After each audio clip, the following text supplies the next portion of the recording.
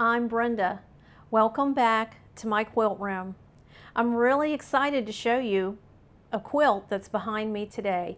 Now this I made as a wedding gift for a nephew and his wife, and I'm a little bit behind. As you know, I've been working on a lot of memory quilts and I'm trying to get caught up. But this style of quilt is called the orange peel, and I've wanted to make one of these for quite a while. It's really pretty. My nephew's wife, Sarah, she loves the color blue. And so I picked out a layer cake of blues and decided to use that to make the quilt. And I had picked up, when I got to visit Missouri Star Quilt Company last year, I picked up, this is one of the patterns, I picked up the orange peel. And then if you follow me at all, you know I kind of like to change things up a little bit. And I like lots of borders. I've added 3 borders to this. And I changed the way I put the blocks together a little bit. So I'm going to explain that to you. This is an example of a layer cake. If you don't know what a layer cake is, it's about 3 yards of fabric, of coordinating fabrics from a fabric maker and from various designers. These are really pretty. This one's Timeless Treasures. It's called Bluebird, and it has lots of pretty coordinating colors in here, and so I used something similar to that to make this. Now some of these that were very faint and light, if they were almost too white, I pulled those out and I added a couple fabrics out of my stash that I have that blended in. Like I think this was one that I had, just a few to make up the difference. And in the pattern, they use 5-inch squares, but I use a lot of white and off-white background fabric, and so I thought to myself, well, there's no reason for me to cut my white squares into little 5-inch squares and then sew them all back together. So here's what I did. This is an example. Here's one of my leftover white squares, and it's a painted on white. And so what I did was I just folded my fabric in half and kind of gave it a little crease, and then I turned it over again, so that basically what I end up with, if you can see these, 4 little crease lines that mark your 5 inches. And so I took my fusible interfacing, and here's a 10-inch square that I had left over. Here's one already.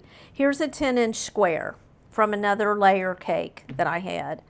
You will take your bumpy side of your fusible interfacing and put it to the right side of your fabric.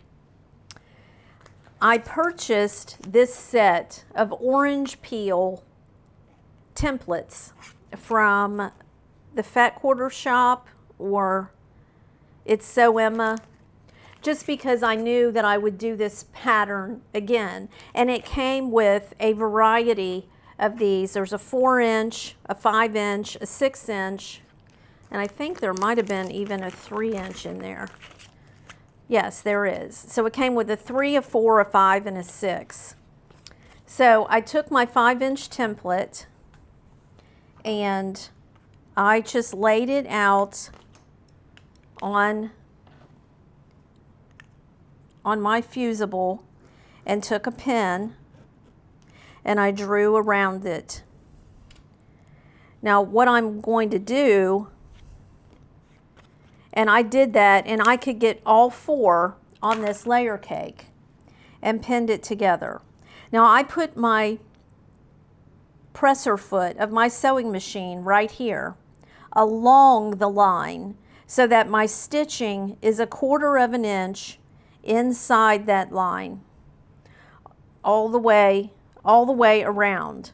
And then I cut I cut them out, and I cut my orange peels out. I use the pinkers because on this curve, you want that to lay down as flat as you can get it when you turn it inside out. I use my little pointer. I've showed you this before.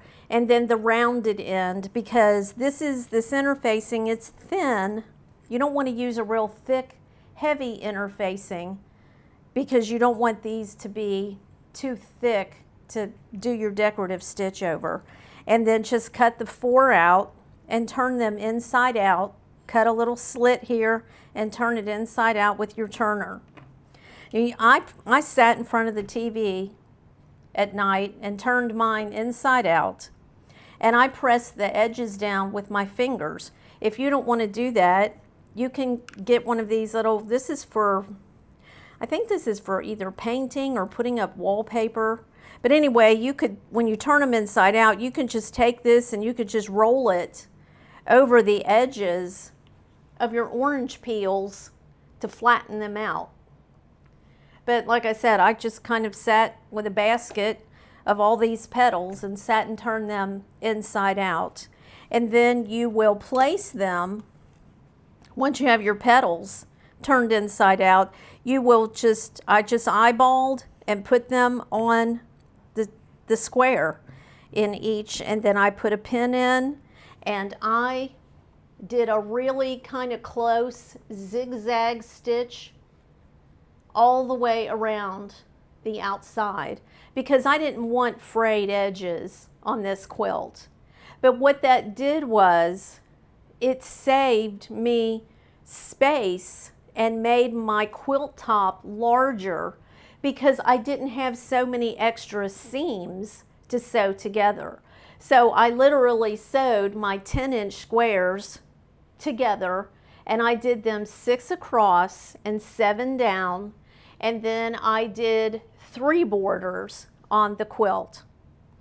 And she long-armed this. I've not seen this style before. I let my long armer, she decided what to put on there that would best stand out on the quilt, and I think it's just absolutely beautiful.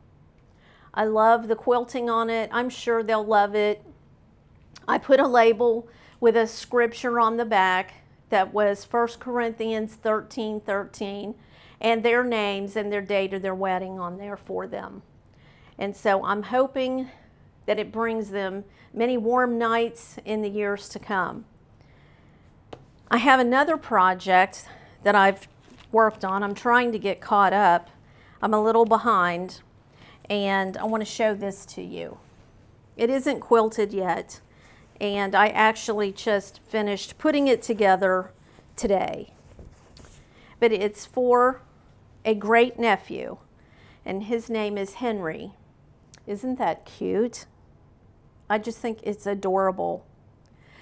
A little while back, a friend of mine saw a fabric sale that someone was having in their home because they were, I guess, no longer quilting, or for some reason or another they were not sewing anymore. And so we went to this big sale, and some of this fabric, the little horses, I believe, and the checkered fabric, that all came in a little pile of fabric that I got there.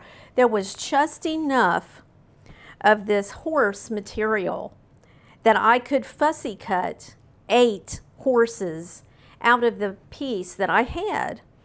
And then back, I don't know, a year or so ago, I purchased a trunk of fabric and crafts from a lady at church who knew someone that they weren't no longer going to sew, and so I gave her some money for it. And in that was this cowboy fabric with all these little boots and ropes on it.